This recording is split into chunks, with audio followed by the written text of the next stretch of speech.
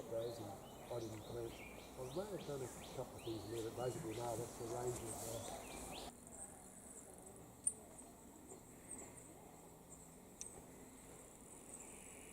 loosely.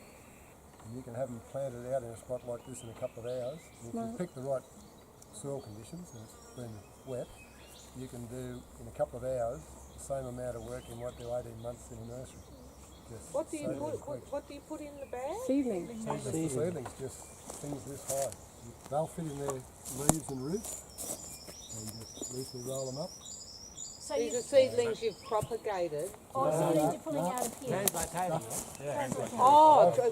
Translocating from within the site. It runs along underneath and puts roots down every time it touches the ground. Yep.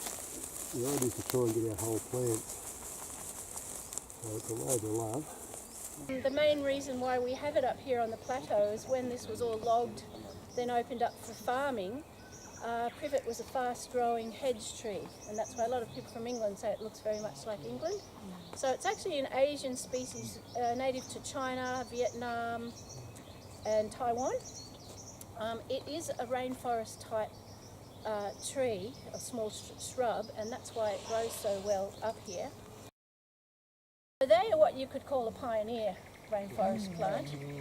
A mature one of these can have around 1 million seeds, most of which are viable. How long?